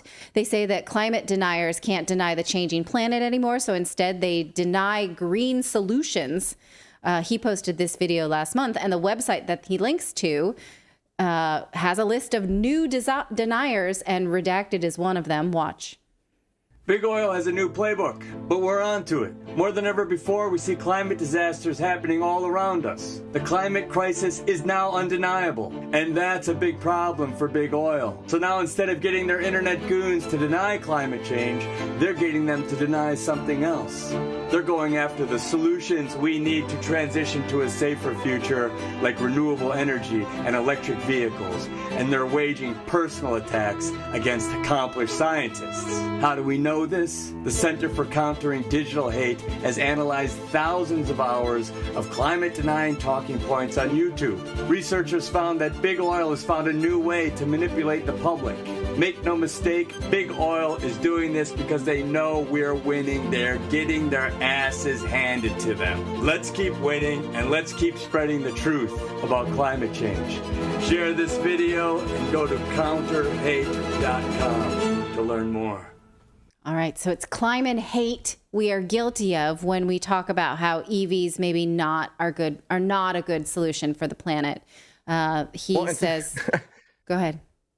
I was going to say, I think it's funny that they say all that and don't, unless your house is like fitted with like 100% solar that can provide all your energy, you're still plugging that into the grid. It's still 100% dependent on the grid. Right. Yeah. Like your jungle there. So he's thinking a rainforest cafe. We can't ignore the bird who's talking. He says it's like a monkey's going to throw something at you in a minute. Right. Yeah. I mean, this idea that anyone who questions green solutions is funded by Big Oil, and we're on that list. We have never taken money from Big Oil. So how do they know this? They don't. They're lying to you because they don't want you to do any math on the fact that EVs might not be a good thing for the planet. Who's saying well? Jumanji, go ahead. Oh, no. So it's not even that we don't take money from Big Oil. We have no connection or conversation with them. Like, they're not steering the narrative of Redacted because we don't communicate with them. I don't know anybody in Big Oil. Yeah, I don't. No, I mean, I know the guy at the gas station, but that's not it. He's not influencing me. Right. I know that everything in my house comes from oil. Like everything is has some form of petroleum involved in it. Everything from shoes to the jackets we wear to everything in our house is that. Yeah. So, I mean, it was just full of lies. They told lies about people like us because we just want to understand, if we're all in on something like a Category 6 hurricane or electric vehicles, is anybody going to get hurt by this? Is maybe this not the right solution just because you told me so in your climate Bible and you expect religious fanaticism around climate change? For me, I don't want to get killed in an EV if it's less safe. I don't want it to, mess up my schedule by having to charge all the time in a way that's creating more pollution. And I don't want to contribute to people dying in the Congo in holes like this, which they do all the time. This is an actual mining hole in the Congo. People get buried alive there to mine for cobalt, which runs our electric vehicles. And then the runoff from these types of mines poisons the waters of these local communities. I want to say you are a new denier if you deny that this is a problem and that EVs are the solution, maybe it's not a problem for your charmed life if you're an Avenger. But you have to think about how EVs affect everyone, even people who look like this. So this new denier segment brought to you not by Big Oil, just someone who won't buy into something because it's got a green label. Let us know what you think of this in the chat. Yeah, and if you want to compare the amount of minerals that are in an electric car versus a traditional car, it's through the roof. I mean, it's night and day difference, the amount of rare earth precious minerals that you'll find inside of an electric car versus good old gas-powered car. You know, if you think about what you're doing for the environment, Mark Ruffalo. Well, and there's not a sustainable, good way that I've seen any of the minerals mined for these things. Like, show me a mineral that is mined in an ethical way. That is something, when we spoke to the author of Red Cobalt, Siddharth Kara, I did ask him, is there a better way to do this, specifically cobalt? Because anything we plug in is so dependent on cobalt, your cell phone, but electric vehicles have really driven up the demand for cobalt. And he said, I don't really know, but the United States does want to mine for things in a better way. They do have ways to mine for other elements without the runoff into the community. Oh, sure. In Indonesia, for instance, it's a horror show about the way that they mine nickel in Indonesia and the sedimentation that falls down into the waters. You can absolutely do that by cleaning up and further refining it, so all of that runoff doesn't go into the waterways and poison those individuals. Of course, you can do that. And it just requires a little bit more of preventing all the leaching that's happening there and making sure that that process is contained and protected. Right. So, and I wonder if those processes never get put in place because they know that would be an additional cost to the end consumer. So it's like, well, we can't really put that money into making it better because then the consumer is going to have to pay for it and they won't buy the product if it's that much more expensive. That's not true. It doesn't work out that way. And most of any electronic makers plead deniability. Read the book, Red Cobalt by Siddharth Kara, and you'll see exactly how they don't even pay them an hourly wage. In mines in the United States and other regions, mine workers get paid a guaranteed minimum wage, and they don't in most of these places. And so, you carry around a blood diamond basically with your cell phone and your electric vehicles is just making this so much worse. And so to just say, oh, if you're against electric vehicles, you have climate hate, you're a new denier, is incredibly ignorant and racist and classist. So I reject that. But if you want to call me a new denier because of it, I'll wear the label. Sure. And it's transphobic too. Throw that in too. Well, I don't know if it's transphobic. I'm just adding it to the list. Sure. All right, we got more news to get to here on your Tuesday. We're going to talk about Tucker, his big bombshell that he just dropped about his interview with Vladimir Putin and what the Biden administration tried to do about it. And that's pretty fascinating. Of course, he's talked a little bit about it before, but now he's doubling down and sort of like the cat out of the bag. We'll play that for you and talk about it. We're also going to look at the lost weapons in Ukraine. We're about to send a lot more money to Ukraine, and a new audit is out. And boy, they don't know where anything is. So we'll dive into that in a moment. But I don't know if you've seen President Biden's approval ratings right now, the lowest we've ever seen for a president in an economy where you have high employment. So we have very high employment right now, but the president's approval rating is in the toilet. So something else is going on here. And there are major warnings and red flags that we are about to hit this recession in the next few weeks as we head into March. That is what economists like Danielle DeMarti Booth was saying just about 24 hours ago about what's happening. And so what do Americans know about President Biden's approval rating? Like, why is that so out of whack? It's never that far out of whack. Like, why is your approval rating so stinking low? And we have high employment. There's something going on here, and it has to do with inflation, of course, because just as people pointed out here in the chat a moment ago, the reason people don't want to buy these stupid EV cars, they don't have the money to do it. And they're struggling to pay their rent right now. They see the prices, of course, going up. And Fed Chief Jerome Powell, of course, this week, also talking about this when asked directly at the FOMC meeting about inflation. Like, why is is this affecting President Biden? His answer was, well, yeah, inflation. It's bad. It's bad. That's basically what he said. And so right now, when you're watching the U.S. dollar as compared to dollars around the world, you're looking at euros, you're looking at the Canadian dollar and how it all stacks up. This is not a good time to want to have your family's finances tied to the U.S. dollar. I'm telling you right now. And 2024, as we head into March with these signs economically right now, could be even worse. So our friends over at Lear Capital can actually help you get set up investing in gold and silver. We're big believers in precious metals in our family. Just having a portion of our savings in precious metals. And you can even have it stored at your house if you want. You can have gold coins. You can have gold bars at your house, in your own safe, in your gun safe if you want. Or you can have it stored off-site at a 24-hour guarded facility. It's totally up to you. Some of our viewers like to keep it and protect it themselves. Other viewers that we have here love to have it stored off-site. Again, that's up to you. The beauty of having it stored off-site is that if you want to convert it to cash and, get a mortgage or whatever you need it for, buy a car, you can do it usually in about 2 to 3 days. It's that fast. You just transfer it back and it's back into US dollars if you need it. So that's the beauty of owning precious metals in that way. Right now, though, Lear has their $3,600 gold report, and they would love for you to grab it. All you need to do to get this $3,600 gold report, because that's where we're seeing the prices heading for gold, $3,600. According to a number of big institutions, Bank of America is predicting over $3,000 for the price of an ounce of gold. So they've got a whole report right now that you can read for free by giving them just get on the phone and call them 1-800-613-3557 to get your free gold and silver guide, or go to the website learredacted.com and you'll get it for free. And when you sign up, by the way, you also get $15,000 in free bonus metals with a qualified purchase if you buy silver or gold with them. So we're big believers in them. We invest with them as well, and that's where we get our gold. In fact, I've got one of my silver bars is sitting out here on the table.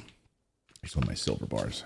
This is 10 troy ounces of fine silver from our friends over at Lear. So, and silver prices are about half of their all-time high right now. So silver is great, and another commodity that's used in all of these things we've been talking about. So anyway, check them out, learredacted.com, or call their 800 number, 1-800-613-3557. All right. Let us know where you're joining us tonight in the chat over on Rumble. Nice to see all of our Rumble fans over on 17,000 of you on Rumble watching us now. Wow. I want to take a poll here. Which platform do you guys prefer? Are you guys YouTube fans? Are you Rumble fans? Do you bounce back and forth? What's the deal? You've obviously seen Rumble grow tremendously. They've been growing tremendously, adding all sorts of additional features and bells and whistles, and it's a free speech platform. So it's been amazing to watch. Right now, we have a lot more viewers on Rumble than we do our YouTube channel. Isn't that crazy? That's been happening consistently now. Yeah. So I love seeing that. So anyway, I'm just curious what you guys feel about these different platforms. Free speech or censorship, which is on the YouTube side. Okay. Well, way to lead the witness. It's a little self-evident. No, but maybe people like censorship. There's people that are watching. Or the convenience and the familiarity of it. Some people like to have things blocked and spoon-fed. You're being for them. condescending. No, not to these people. I'm just saying in general, that's why YouTube is still a behemoth, right? If everyone was aware or have like this idea that like Rumble could offer them great things, they just weren't aware of it. And I don't know. I just feel like there's people that want the convenience of it, and they don't want censorship. Don't forget, there's always that 8% of the chat where we do those polls. There's that 8% that are always the right. Do you want war? Yes or no? War. And there's 8% that vote yes. That's right. Crazy. Yep. All right, let's talk about war, shall we? Let's do it. Well, the U.S. can't seem to locate all of those weapons that we've sent to Ukraine. But that's okay, because Congress is about to approve another $60 billion in weapons and aid to Ukraine. We've got a stunning update on this story to report. But first, 1 year ago, a cargo plane crashed. Got very little attention at the time. At the time, we found the story very curious. So we covered it here on the show, and we asked a lot of questions about it, like this woman who lived right where that plane crashed. At the time of the crash, something didn't seem right to us. Locals reported that the aircraft was on fire before it crashed. And then after it crashed, no rescue crews were able to get near it because guess what? The plane kept exploding throughout the night, which is odd. When planes crash, they don't usually continue to explode overnight. Why would it keep exploding after it crashed? Well, of course, we learned at the time that the plane originated in Ukraine. It stopped in Serbia on its way to Bangladesh when it crashed in Greece. You can follow that weird trajectory, right? We later learned that this cargo plane was filled with Ukrainians, 8 of them, in fact, on board. We also learned that the plane was filled to the brim with weapons and explosives when it caught fire and crashed in Greece. 3 guesses which country had provided those weapons and explosives. So why would a Ukrainian cargo plane filled with weapons and explosives be heading for Bangladesh? We don't know. We'll let you decide in the chat room. What do you think about that? Ukraine is getting weapons, of course, from the United States to fight a war. Hardly seems like the time to be laundering weapons into other parts of the world. Oh, but that's exactly what's happening, not just in Bangladesh, but of course in Afghanistan, Iraq, and countries all throughout Africa and Asia. All reportedly receiving American weapons originally intended for Ukraine. Remember this bombshell CNN report, which many of us were shocked that CNN even did this report. They then didn't even, I think there were some caveats about this report. Remember, they had to walk back this report. What happens to weapons sent to Ukraine, CNN asks? The U.S. doesn't really know. This was a damning report. Again, many of us were shocked that they did this thing. And now today, a new audit is out, and it's not good for the U.S. A new audit by the U.S. Department of Defense finds that over $1 billion in American weapons are simply lost in Ukraine. We don't know where they are. And that's just a small piece of it, right? So this just focused on a specific subsect of the amount of weapons been sent. Gone, poof, well, vanished. and that sounds like they're being very generous, because remember, we covered this a long time ago that they weren't keeping track of where that stuff was even going in the first place. What was that reporter said? What percentage was actually even making it to Ukraine? So that number is way higher than that. Right. So I think they're being generous here, right, with $1 billion. Yeah. The weapons in question were specifically meant to be tracked like pigeons with a tag on them. In fact, the Pentagon originally designated this batch with what they called enhanced end-use monitoring. Like an air tag? Right. I don't know what exactly. So Ukraine could keep track of them all somehow. This is the first time I've heard this phrase, though. Enhanced end-use monitoring. So they were specifically watching this group, almost like a control group, is the way I look at it, like in a some sort of an trial, a clinical trial, like a control group, right? So Ukraine could keep track of them. Well, they did not keep track of them.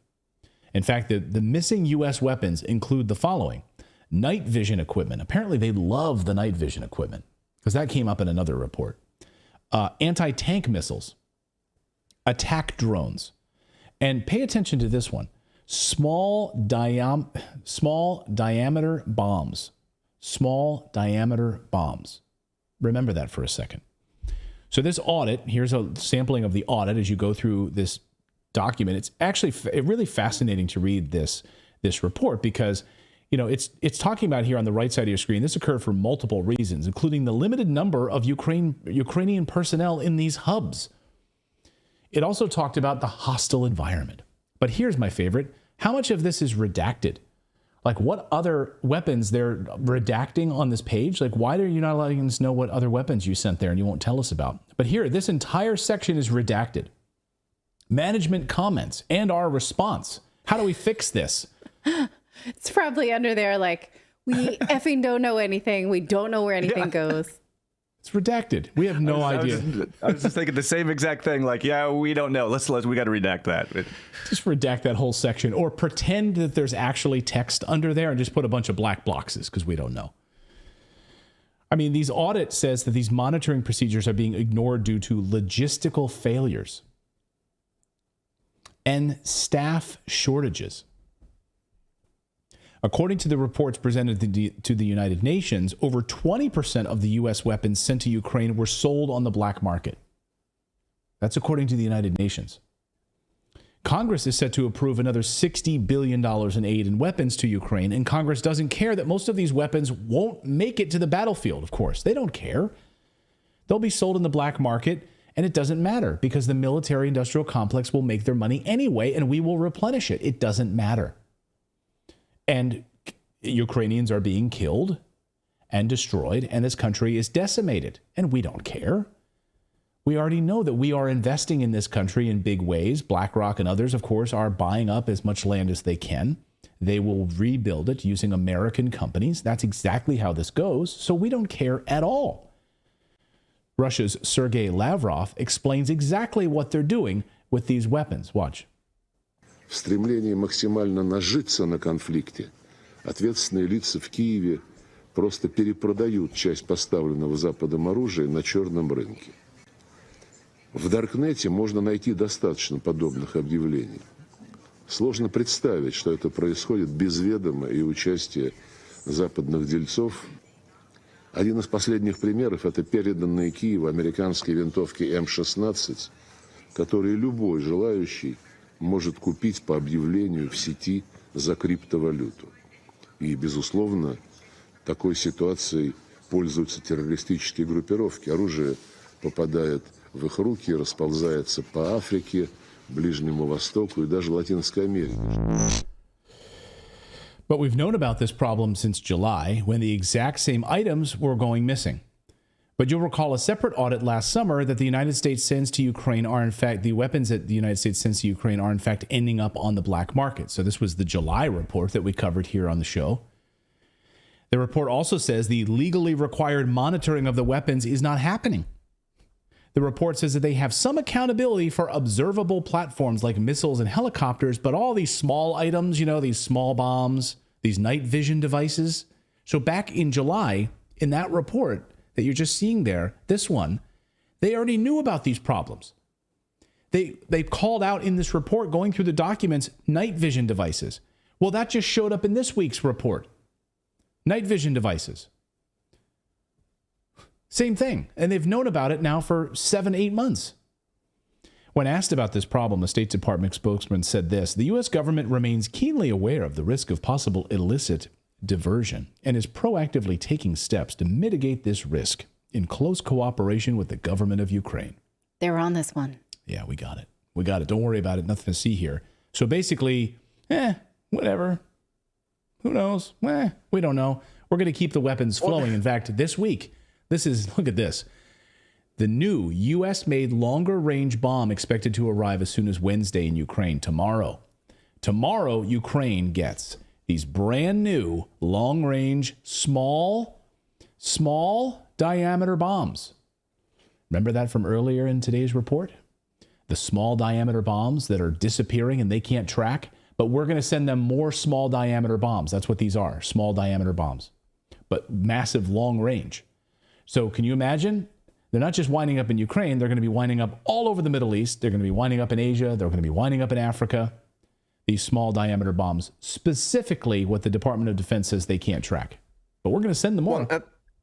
And that's what I was going to point out. It's like the more sophisticated the weapon, the more they can track it. But the less sophisticated it gets, the smaller it gets, the more hands it can get into that don't need a lot of training to be able to use it. So you're just basically giving potential, people, like you're giving potential, even like drug lords, these small weapons.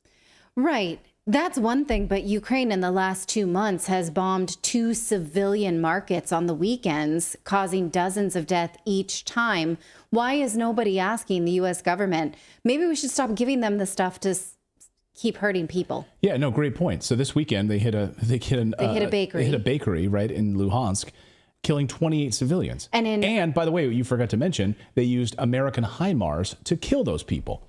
So now they're getting these small diameter long range bombs and we can't account for them. And they're going to, who the frick knows where they're going to hit inside of Russia and hitting apartment complexes and killing innocent people. And there was a food market they hit on the weekend during the busy season in mid-January as well. We don't seem to care. We're fine with it. Whatever they do with it, we're fine with it. Oh, and Nikki Haley doubled down on this, of course, over the past 24 hours, saying we absolutely need to be able to. She approved this $60 billion to Ukraine. She says, yes, we need to do that. We need to send more money to them. So she's all in on this because she has a spouse who's in the military. As a military spouse, I want my husband to be protected by sending billions to Ukraine and Israel. Makes a lot of sense. Let us know your thoughts on that in the comments below. Well, Tucker Carlson just dropped a bombshell about his interview with Vladimir Putin. Of course, we knew that he was in Moscow and going to be speaking with Vladimir Putin. We didn't know exactly when that was going to happen. We now know that it did. Spoke for about an hour in a wide-ranging interview, which we're going to see. It's not going to be behind a paywall. We will get to see all of it. But you'll recall back a number of months ago, we learned that Tucker Carlson was being spied on by the NSA. And he learned that and confirmed that he was being spied on when about a year ago, when he was still working at Fox News, he attempted to set up an interview with Vladimir Putin. They didn't want that. The Biden administration and the intelligence community did not want him to be having these interviews. And so they spied on him. And then they leaked his emails. They leaked his private information. And so then that kind of put things on hold for a little while.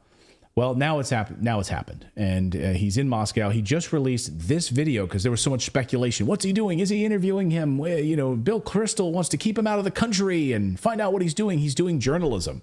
So he just released this report. Watch. We're in Moscow tonight. We're here to interview the president of Russia, Vladimir Putin. We'll be doing that soon. There are risks to conducting an interview like this, obviously. So we thought about it carefully over many months. Here's why we're doing it. First, because it's our job. We're in journalism. Our duty is to inform people. 2 years into a war that's reshaping the entire world, most Americans are not informed. They have no real idea what's happening in this region, here in Russia or 600 miles away in Ukraine. But they should know. They're paying for much of it in ways they might not fully yet perceive. The war in Ukraine is a human disaster.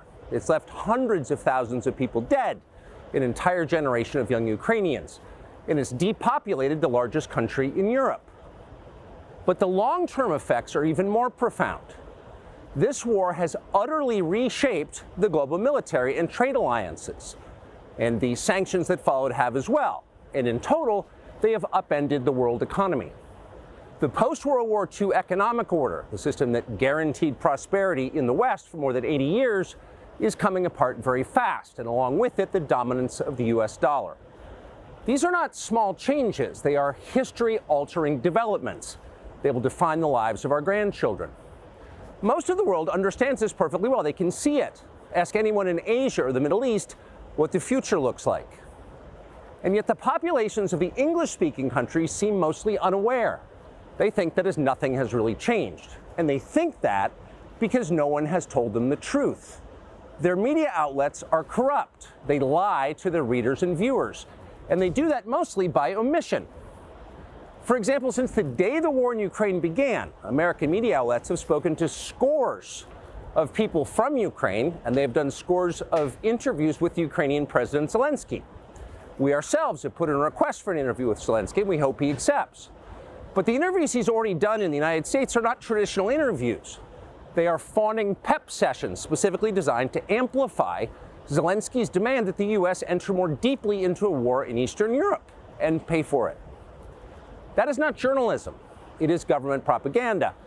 Propaganda of the ugliest kind, the kind that kills people. At the same time, our politicians and media outlets have been doing this, promoting a foreign leader like he's a new consumer brand. Not a single Western journalist has bothered to interview the president of the other country involved in this conflict, Vladimir Putin. Most Americans have no idea why Putin invaded Ukraine or what his goals are now. They've never heard his voice. That's wrong. Americans have a right to know all they can about a war they're implicated in, and we have the right to tell them about it because we are Americans too. Freedom of speech is our birthright. We were born with the right to say what we believe. That right cannot be taken away no matter who is in the White House. But they're trying anyway. Almost 3 years ago, the Biden administration illegally spied on our text messages and then leaked the contents to their servants in the news media. They did this in order to stop a Putin interview that we were planning. Last month, we're pretty certain they did exactly the same thing once again. But this time, we came to Moscow anyway. We are not here because we love Vladimir Putin. We are here because we love the United States, and we want it to remain prosperous and free. We paid for this trip ourselves. We took no money from any government or group, nor are we charging people to see the interview. It is not behind a paywall. Anyone can watch the entire thing, shot live to tape and unedited, on our website, tuckercarlson.com. Elon Musk, to his great credit, has promised not to suppress or block this interview once we post it on his platform, X, and we're grateful for that. Western governments, by contrast, will certainly do their best to censor this video on other less principled platforms because that's what they do. They are afraid of information they can't control. But you have no reason to be afraid of it. We are not encouraging you to agree with what Putin may say in this interview, but we are urging you to watch it. You should know as much as you can. And then, like a free citizen and not a slave, you can decide for yourself. Thanks. I love that. He's like, then the NSA spied on us again last month, but we came anyway. a big FU to the intelligence community and to the Biden administration, who's trying to suppress this interview, trying to keep them from telling the truth. Well, it's now remarkable. It will be very telling to see what platforms like YouTube and Facebook do with this. Will they demonetize other people who they may let it go on its own, but then demonetize people who talk about it in a certain way? That's a great point. I mean, this is a strategy that these big tech platforms do, right? So there are certain topics that you can cover them, but YouTube will not allow them to push out to an audience. Like, oh, we didn't block it. We just didn't push it. We didn't allow it to grow organically. They can downrank it. Downrank it, suppress it. I mean, we see this. We study the data. We know how they do this. They also use it as a dragnet, though, to get a bunch of people to put this stuff out, and then they've got everybody that they can ban at the same time, because you'll see like multiple channels go down all at the same time for covering the same subject, and there's just like no warning. It just all of a sudden they're gone. Yeah. Right. Yeah, because whatever the YouTube decides to do that day, they just block, and they do that. They change their terms of service all the time. We have journalist friends, in fact, friend of the show like Kevork Almassian, like he has stuff. He's just covering what's going on in Syria. He's happening in his own country about the illegal occupation with U.S. forces in that country, and gets blocked, demonetized, downranked, and he has to rely then on Patreon support in order to be able to feed his family. I mean, this is ridiculous. But this is the type of free speech that we hope for. Go ahead. Well, I was going to say, and monetization aside, like, people don't also realize the danger these guys put their lives in by doing this stuff, like by going against the U.S. government, by going against the Syrian government, stuff like Kevork, they put their lives in danger to bring us this information. And not only are they fighting, their own governments, but they're fighting the censorship on these platforms who work in lockstep with our governments to suppress this stuff. So these guys are really putting themselves out there for us to get this information, and we should welcome it and not be so dismissive of it. And it'll be interesting to see on YouTube, because Tucker has a YouTube channel now. He's gonna of course do the interview on X. He'll publish it there, and then he'll also publish it on YouTube. It'll be interesting to see how YouTube handles it, and do they just push it down, or to see how many views he gets on Twitter with it, or X. Yeah. Versus YouTube, and see, Rumble, it'll be fine because it's a free speech platform. Not worried about that. But anyway, well, there's talk. Just real quick, there's talk because Joe Rogan just signed a $250 million open platform deal with a non-exclusive with Spotify. And Spotify is going to buy ads against Joe Rogan on YouTube and everything like that. So people are hoping that shows YouTube that there will be ad money that people will spend on controversial content, because if Spotify is buying the ads on Rogan's controversial videos, they're not going to pull it down, because they're making a lot of money. I should be clear. Yeah, it should be interesting and clear about something. Like, you, as an advertiser, you have the ability on YouTube to select if you want controversial content. And actually, it's a little bit cheaper to advertise on those particular. Yeah, you can specifically pick what channel you want to advertise on. Yeah. So you can choose as an advertiser to support, and when they say sensitive issues or controversial content or whatever, like what they mean is wrong think. Right. Yeah. That's a great point. Like, they think, oh, it's just wrong think, but you have a choice, and you can do that. And you can actually pay less if you want as an advertiser to reach that audience. And maybe that's what advertisers should do, because it seems like that type of content attracts people like you who are watching right now, smart people, right? So wouldn't it behoove advertisers to try to run ads to you guys, smart people who are watching, not brainless, dead, just random crap challenge videos and cat videos, Now, can I just bring up a topic about the content of this interview, though? Because there is part of me that thought, okay, I spend a lot of time studying Ukraine and Russia and their histories and the history of this conflict, things that are not said. And it occurred to me, what if something that he says we're wrong about, right? What if we're wrong? What if we were, good. And I've thought about this a lot. If something that Putin says that we've been covering and we are wrong and about that we've been wrong. And yeah. we've been and so there was part of me that's like, okay, maybe the take that we have come around to, that this was not an unprovoked war on the whim of Vladimir Putin, but instead a protection of people who've been terrorized for a decade. What if that's not true, right? What if all the guests we've had saying as such were not right? Like, I don't know. There's something speaking here that I'm like, okay, if there's something that I need to see that I didn't see before, I'm willing to see it. Great. And that's why you do the interview. Like someone in the chat says, the best thing you can say about it is that Tucker is trying. Yeah. I mean, that's exactly it. And so he's trying to get the answers, and we should all be able to see this interview, and we should all hear it. And if he comes out and he's like, no, I didn't care about the people of the Donbass at all. I wasn't trying to prevent a genocide for the last 10 years. Yeah. I, too, like Angela Merkel, never intended to support the Minsk agreements. Like, what if he drops I do, in fact, want Poland. Yeah, I want to take. I do want to invade Germany. I would like all of Europe. All of Europe. Right. Yeah. Alaska? That's next. Next on our list is Alaska. To give us some credit, we have played, anytime Putin has done speeches that we've been allowed to see, we have played them and listened to his context. And so I don't think that's going to happen in this case, because we've seen him talk about those things that you would think that he would come out, maybe different about. We've covered those speeches. I think what I'm trying to say is even someone who doesn't expect to be surprised by Vladimir Putin is willing. I'm willing to be surprised. And I think that's how we all collectively have to approach it, not either I was right or you were right, but what is it we need to see here that we haven't seen yet? And that's why that's the way you have to approach every conversation and everything that you watch. I always try to watch everything without an agenda going into it. Like, oh, this person's going to get this all wrong. I try to not do that. It's hard sometimes based on some people that you listen to, but I really try to do that and take in the information as I'm getting it and then process it and not go into it with a preconceived agenda, because if you do that, then you're not going to be open to potentially hearing something that could change your mind and give you the more information to move in a different direction. Mm-hmm. Yeah. So Tucker and I were texting yesterday right before the interview, and I said, look, I have to admit, I said, what you've been able to do is inspiring for journalists, and I said, you have the power to change things in profound ways because you're able to bring truth to people. And he said, he said,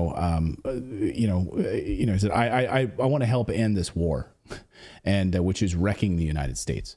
And I think that's at the heart of all of it. I won't tell you what else he said, and I keep that between he and I. But that's one piece I wanted to share with you. That's at the heart of this. It's destroying the United States. Yeah. And that's one of the most important things here. It's killing hundreds of thousands of Ukrainians, and it's destroying the United States. So. Anyway. Well, and I want to point something out really quick that's kind of, like we were just talking about this. I just went through my subscriptions on YouTube to try to find this show to watch because I wanted to see comments. It's not in my subscription feed right now. So I have to actually go up and type it in and search it.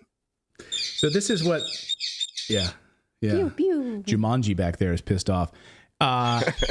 That's what pisses me off. Like, so YouTube thinks, and that's why I'm pulling my hair out. You just gave yourself a Harry Potter colic. YouTube thinks that it's okay to unsubscribe you from this show. Who the hell? I mean, you subscribe to this show, you made a choice, and then YouTube comes along and decides to unsubscribe you. So, yeah, you wonder why they're losing. You know what I want to dig into a bit more, and I've been fascinated with this idea, but. When YouTube demonetizes, then that channel doesn't get the ad revenue, right? That's just money out of that channel's pocket. Yeah. But they still run ads. YouTube still collects. Right. Still, YouTube still collects. So at that point, they're like taking your content, they're making money off of it, and they're not giving you any of it.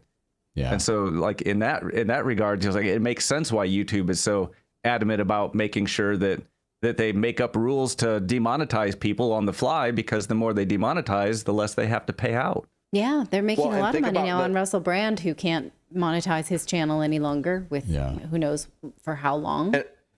And we did a video. The video that got us suspended for 2 weeks had almost 1 million views when they pulled it down. So in that time, they made all that money, and then they took the video down, and we got a 2-week suspension. Right. Yeah, and they know exactly what they're doing.